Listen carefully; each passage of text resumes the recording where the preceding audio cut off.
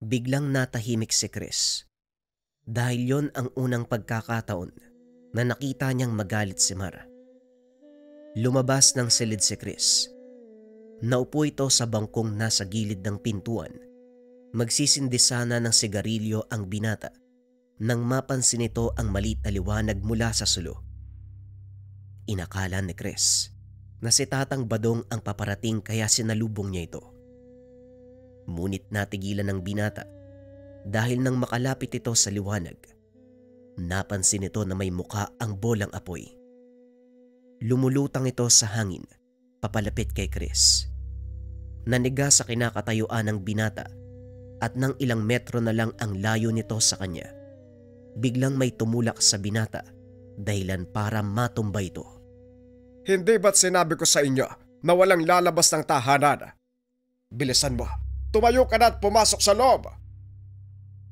Dali-daling pumasok ang binata. Sumilip sa pintuan. Nakita nito na nakikipagbuno sa nilalang ang matanda. May hawak itong itim na tela na sinusubukang itaklob sa nilalang. Yan ang sinasabi kong panganib. Nakikita mo ba ang nilalang na yan? Ano bang nangyayari? Bakit may mga ganyan dito? Saan ang galing ang mga yan? Ang tawag sa nilalang na yan ay San Telmo. Isa lang yan sa mga elementong naninirahan sa lugar na ito. Sa nangyayari ngayon, malaki ang posibilidad na hindi lang yan ang makikita mo. Muling ibinaling ng dalawa ang atensyon kay Tatang Badong. Nagawa nitong takluban ng dalang tela ang San Telmo at dali-dali itong inilubog sa malaking tapayan na may lamang tubig. Yan ang bagay sa'yo. Magtanda ka na sana at wag nang bumalik dito. Wika ni Tatang Badong. Matapos ay pinakawala ng nilalang.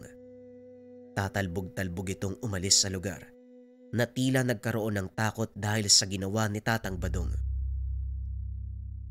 Mabuti na lang at naabutan niyo si Chris. Kung hindi, baka nasunog na din ang kaluluwa niyan. Sakto lang din ang dating ko. Kung hindi, baka tostado na pati ang kaluluwa ng kaibigan mo. Eto, tulungan mo kong ilatag sa buong bakuran ng mga pangontrang ito. Hindi lang San Telmo maaaring dumating. Natulala si Chris sa matanda dahil hindi nito akalain na may taglay na kakaibang kaalaman si Tatang Badong na minsan niyang pinagtawanan at kinutya. Nang matapos ang dalawa sa paglalagay ng mga pangontra, pumasok ang mga ito sa tahanan. Kumusta ang kalagayan ni Luis? Nasa kwarto po. Sa palagay ko maayos naman ang pakiramdam ni Luis. Maimbing po siyang... Anong pinagsasasabi mo? Wala dito si Luis, Mar! Hindi na naituloy ni Mar ang sasabihin dahil biglang sumigaw si Chris. Naloko na! Bakit hindi nyo binantayan? Ano ba kasi ginagawa nyo dito? Hindi ba sinabi ko na huwag yung lulubayan ng tingin si Luis? Pasensya na po kayo. Nakampante ako na nasa loob siya ng bahay. Bilisan nyo. Hanapin natin sa paligid si Luis. Hindi pa nakakalayo ang batang yon. Dali-daling lumabas ng tahanan ang tatlo. Nilibot ang buong bahay. Sakto namang dumating si Mang Abdul. Nakita nitong nagkakagulo ang tatlo. Mar, anong nangyayari?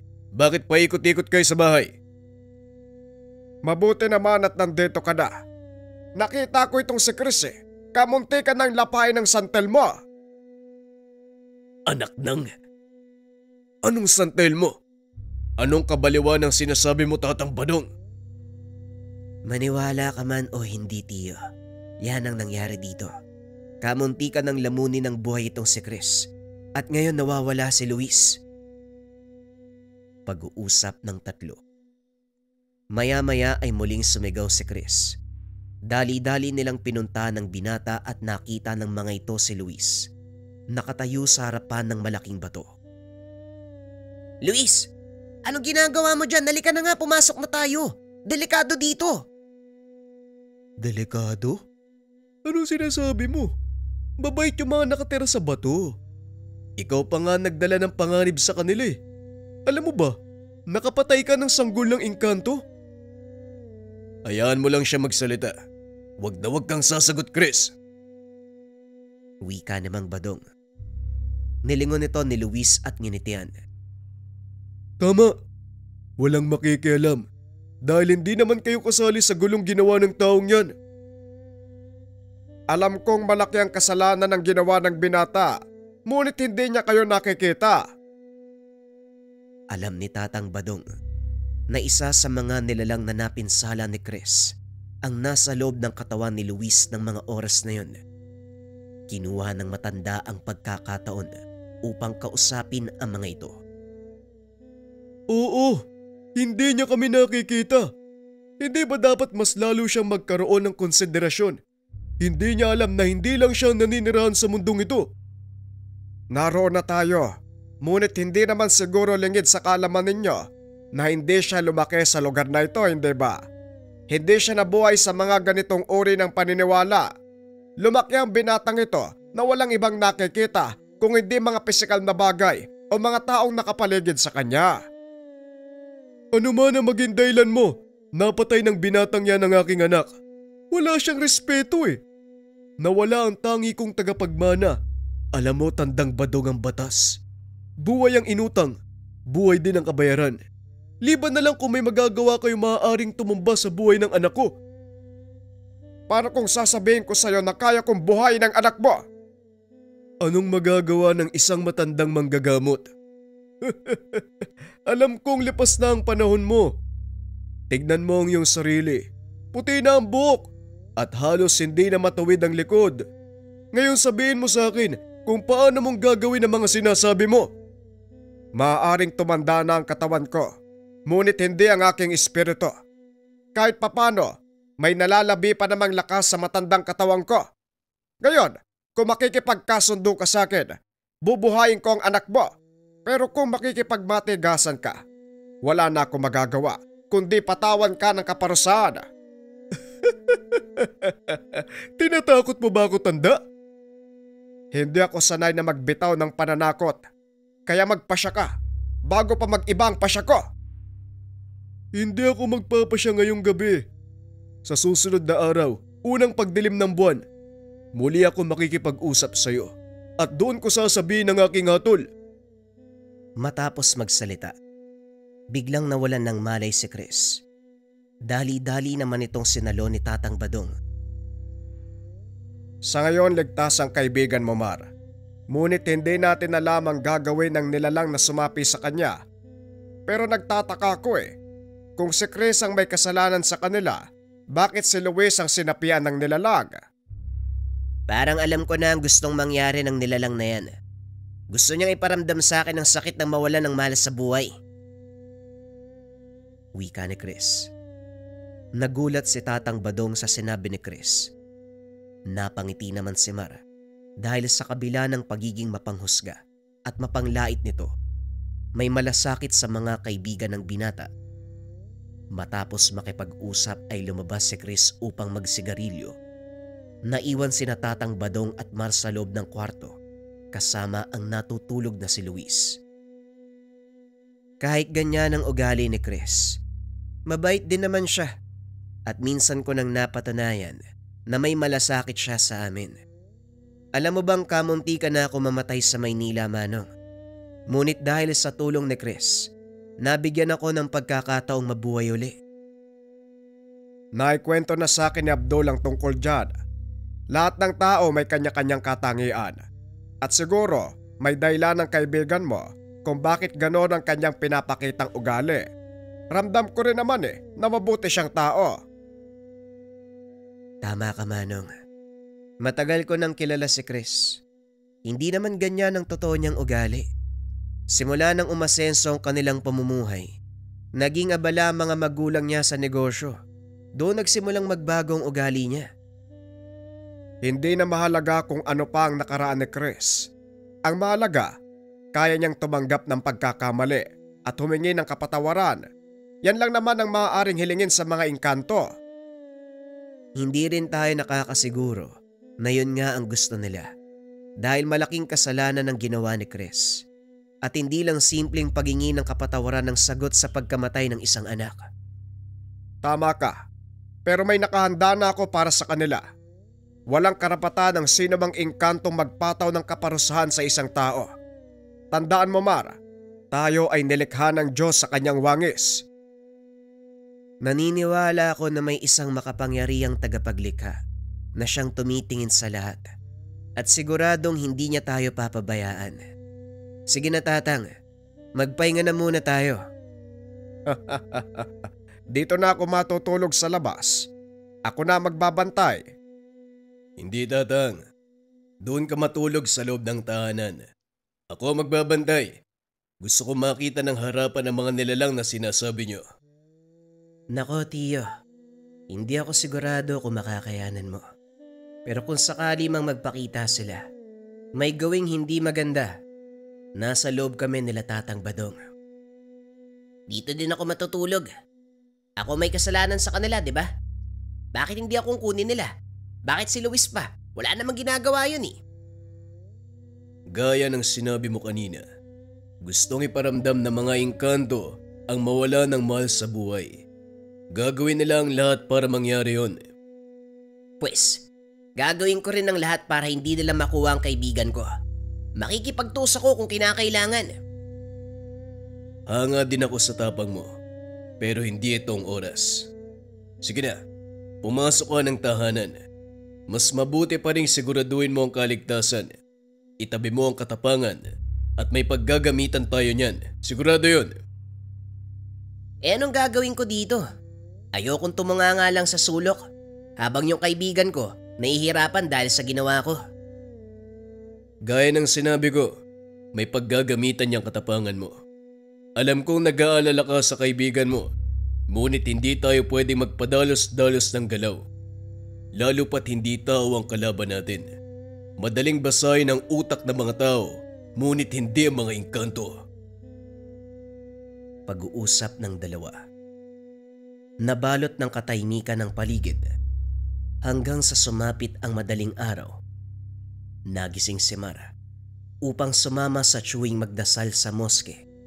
Bago umalis ay ginising si Chris at binilinan. Chris, halis muna ako. Kasama si Tia Abdul. Ikaw na muna ang bahala kay Luis. Nariyan naman si Tatang Badong. Sige, ako nang bahala sa kanya. Mag-iingat kayo ha. Kayo din. May kape doon sa kusina kung gusto mo. Pagkalis ng kaibigan, bumangon si Chris upang magtimpla ng kape. Nakita nito na mahimbing na natutulog si Tatang Badong. Hindi maiwasan ng binatang pagmasdan ang matanda. Kung titignan ito sa panlabas na anyo, hindi mo masasabing malawak ang kaalaman pagdating sa mga elemento. Napansin din ni Chris ang mga letrang nakatato sa balat ng matanda. Hindi ito gaanong napapansin dahil sa kaitiman. Ngunit sa tuwing tatamaan ito ng liwanag, maaaninag ang mga sinaunang titik.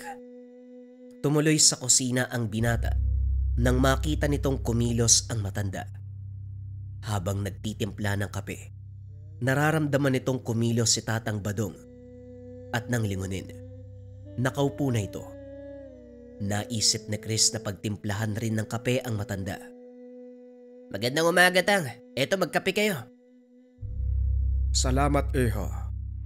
Pero teka, ang aga mong nagising ah. Naabutan mo bang umalis si Abdul?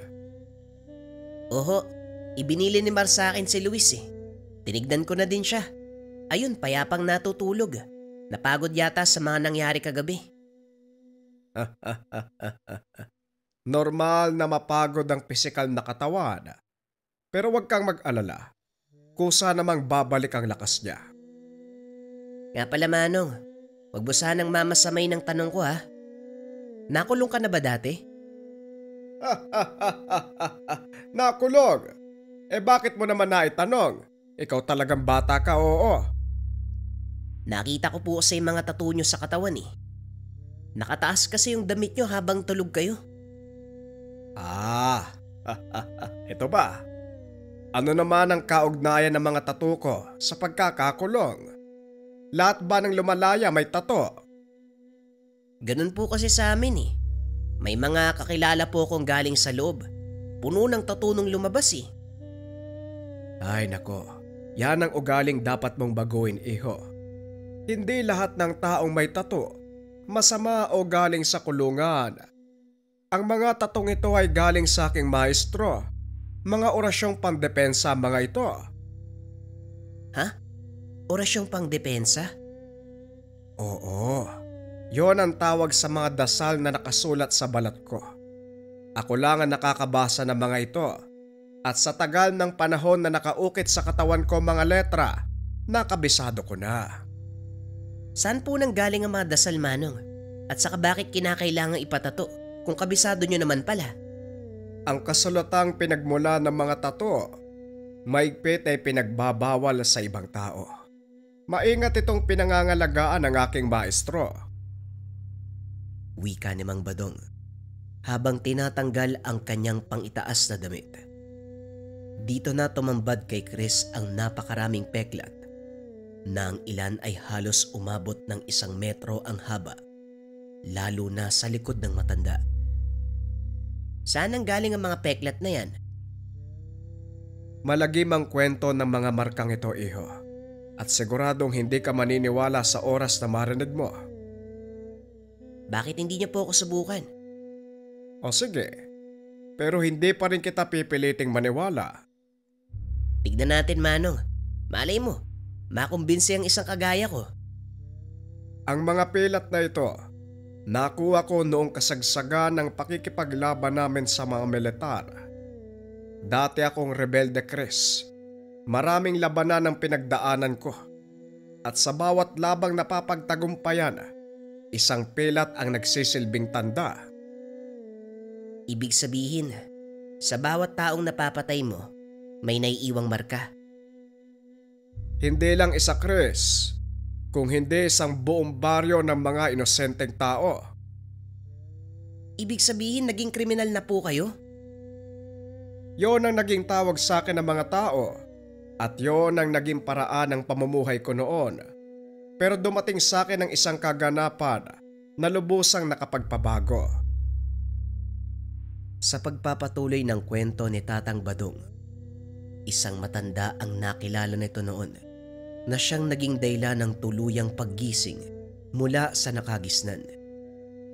Nangyari ito nung minsan silang magkaroon ng inkwentro sa mga militar. Napuruhan si Tatang Badong. Kaunting pagbabalik tanaw. Nang mga panong ito namumuno sa isang pangkat ng mga rebelde si Tatang Badong. Nasa edad 50 siya nang maganap ang pangyayari na tuluyang nagpabago ng kanyang buhay. Hindi sinasadyang nakainkwentro ng kanyang grupo mga sundalo. Hindi sila nakapaganda, kaya naman walang natira sa kanyang mga kasama. Nagawa niyang makatakas, ngunit napuruhan siya sa bandang likuran. Isang mahabang sugat gawa ng itak. Nagawang gumulong ni Tatang Badong sa bangin. Natabunan ng makapal na tuyong dahon, kaya hindi napansin ng mga militar.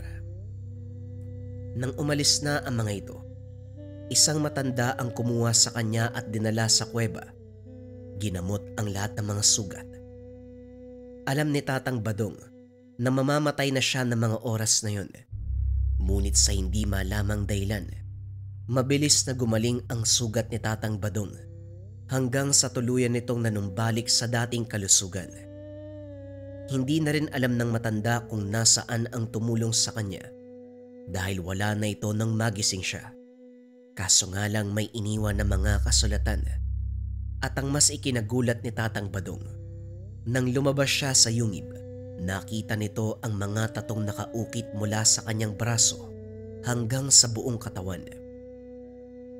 Sa paglipas ng panahon, napagtanto ni Tatang Badong kung para saan ang mga tattoo at ang mga kasulatang iniwan ng matanda. Tinahak nito ang daan ng isang albularyo hanggang sa makilala ito sa kanilang bayan. Nabura sa isipan ng mga tao ang masamang nakaraan ni Tatang Badong. Kinagiliwan nito hindi lang sa kanilang bayan, kundi maging sa mga karatig lugar. Balik tayo sa kwento. Yon ang naging kasaysayan ko, iho. Ngayon nasa iyo kung maniniwala ka o hindi. Wika ni Tatang Badong. Lingid sa kalaman ng mga ito na nasa likod pala nila si Luis. May hawak na pamalo. Biglang hinampas ng binata ang matanda, dahilan para mawalan ito ng malay. Anong ginagawa mo, Luis? Siya lang naman ang hadlang sa lahat ng gusto ko mangyari. At ngayong wala na siya, makukuha na kita at itong kaibigan mo. Ako lang ang may kasalanan sa'yo, kaya pakawalan mo si Luis. Ako ang harapin mo. Pare-pareho kayong mga tao. Ang nararapat sa inyo mawala eh. Unahin ko na ang matandang to dahil siya ang palaging hadlang sa lahat ng ginagawa namin. Akmang hahatawin na ni Luis ang walang malay na matanda nang bigla itong suntukin ni Chris sa sikmura. Matapos ay tinulak niya ito palayo sa matanda. Huwag mong isipin na hindi ko kayang saktan ng kaibigan ko. Hindi mo ko kilala. Sige, tuloy mo lang. Hindi naman ako mabubugbog kung hindi ang katawan ng taong to. Muling sinugod ng binata si Luis. At sa pagkakataong iyon, itinulak niya ito palabas ng bakuran. Matapos ay bumalik ang binata sa loob. Sinubukang pumasok ni Luis, ngunit hindi ito makalusot sa ginawang harang ng matanda. Huwag mong mamaliitin ang kakayahan ko. Pangkaraniwang tao lang ako, pero marunong akong gumamit ng utak. Pinapahanga mo ko, pero kahangalan ang iniisip mo, binata. Tignan natin kung ano mangyayari. Yan ang gusto kong sabihin sa'yo. Matapos makipag-usap, hinayaan nito ang kaibigan sa labas ng bakuran. Papasikat pa lang ang araw ng mga sandaling iyon. Dali-daling ginising ni Chris ang matanda. At nang magkamalay ito, nakita ni Tatang Badong si Luis sa labas ng bakod. Anong ginagawa ng kaibigan mo sa labas ng bakod? At saka anong nangyari? Bakit ang sakit ng batok ko? Bumalik po ang inkantong sumapi kay Luis. Kasalukuyan siyang nasa loob ng katawan ng kaibigan ko. Eh bakit nasa labas ng bakuran ng kaibigan mo? Napansin ko po nung unang beses natin siyang nakaengkwentro. Lumalabas ang nilalang sa katawan ng kaibigan ko tuwing papasikat ang araw. At sa palagay ko, nasa loob ng bakod na ginawa niyo ang kanyang tahanan. Kaya naman itinulak ko siya palabas para hindi makabalik sa sariling tirahan. Mahusay ha? Hindi ko akalaing matalino ka pala. Tama ang ginawa mo. Mas madali nating matatalo ang kalaban sa oras na lumabas siya sa katawan ng kaibigan mo. Dahan-dahang tumayo ang matanda at nag-usal ng mga dasal sa kanyang palad. Idinampi nito ang kamay sa ulo ni Chris. Muling nagbanggit ng mga orasyon. Biglang naramdaman ng binata ang mainit na enerhiyang bumalot sa kanyang katawan. Proteksyon yan para hindi ka lapitan ng mga engkanto. Mahirap na. Baka sa'yo sunod na sumapi ang nilalang eh. Maganda ka dahil maaaring maging madugo ang labang ito. Inaasahan ko na pong sasabihin niyo yan. Huwag kayong mag-alala. Sanay ako sa basagan ng muka. Pag-uusap ng dalawa. Ilang sandali pa sumikat na ng tuluyan ang araw at gaya ng sinabi ni Chris, lumabas sa katawan ng kaibigan ang nilalang. Ngunit sa pagkakataong iyon, nagkaroon ito ng sariling anyo. Isang tikbalang ang nais kumuha sa kanilang magkaibigan bilang paghihiganti sa kamatayan ng anak. Kamatayan niyo ng kaibigan mo, ang tanging makakapatid ng uhaw ko sa paghihiganti. Kaya hindi ko napapalampasin ang pagkakataong ito. Ikaw, Badong, alam mo ang batas ng kalikasan. Buhay para sa buhay. Oo, alam ko ang batas. Kaya nga nandito ko para pigilan ka, tikbalang. Wala kang karapatang magpataw ng parusa sa mga tao. Hindi sila saklaw ng batas sa sinasabi mo. Sandali lang, Tatang. Hayaan mo ako makipag-usap sa tikbalang. Makikipag-usap ka sa akin. Wala nang silbi ang mga salita. Alam kong nabubulagan ka lang sa galit. Kung ako nasa katayuan mo, magagalit din ako ng gusto eh. Pero ang idamay ang kaibigan ko sa kasalanang hindi niya ginawa, ibang usapan na yun. Pare-pareho lang kayong mga tao. Dapat lang sa inyo ang mamatay. Lahat kayo ay salot sa mundo. Sinisira niyo ang kalikasan para lang makapagpatayo ng mga syudad. Dinudumihan niyo ang hangin upang maglikha ng bagay na magpapasaya sa inyo. Dahil sa mga walang kwentang ideolohiya, nasisira ang balanse ng mundo. Hindi lang kayo ang apektado, kundi maging kaming mga engkanto. At ang usaping ito, hindi lang tungkol sa pagkamatay ng anak ko, kundi para sa kapakanan naming mga elemento na naninirahan sa mundo. Hindi ako relihiyosong tao, ngunit nauunawaan ko ang mundo ay nilikha para sa lahat. Kaming mga tao, nakikiangkop sa takbo ng pagbabago ng mundo. Kung may mga nasisira man kami, yon ay dahil sa kakulangan sa pag-unawa. Kung may mapahamak man sa inyo, yon ay hindi namin sinasadya. Pero sa kaso ko, aminado ko may kasalanan ako eh.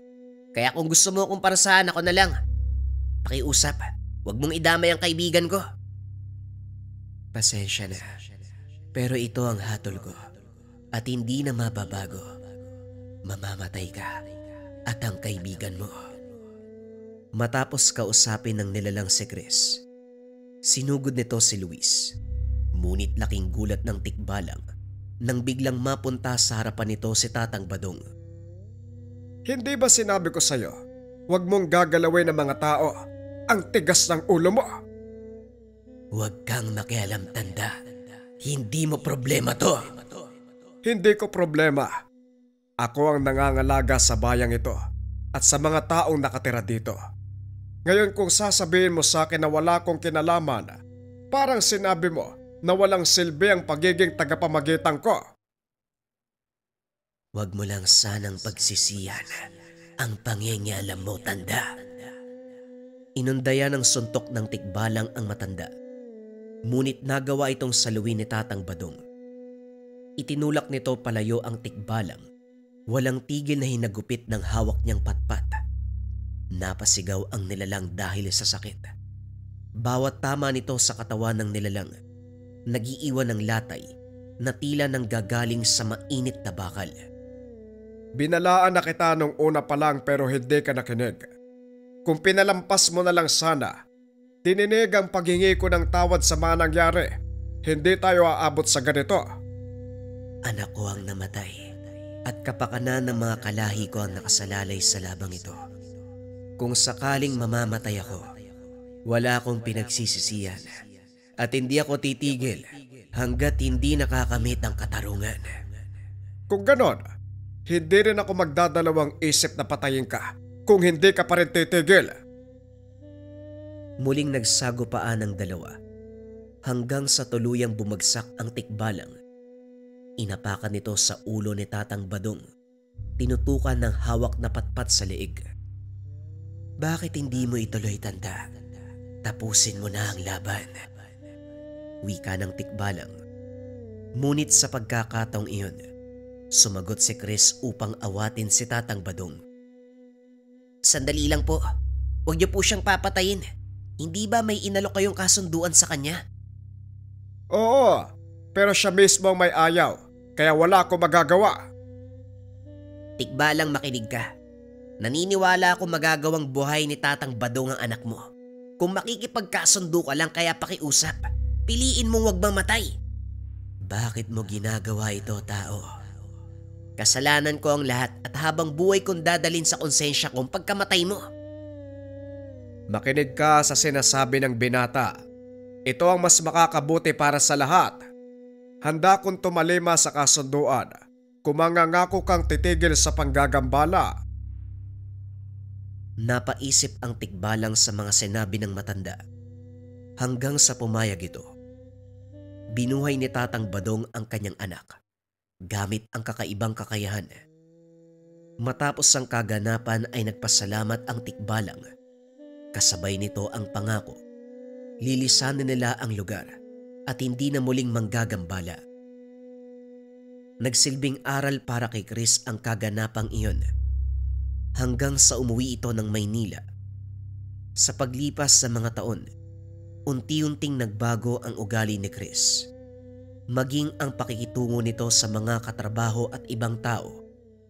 Bagay na ikinatuwa ng mga magulang, lalo na ng mga kaibigan. Hindi nila inasahan na magbabago pa ang binata, ngunit nangyari ang imposible. Ito ay dahil sa karanasan nila sa lugar ni Mar, nang minsan nilang makasalamuha ang isang ermitanyo na bantay ng kabundukan.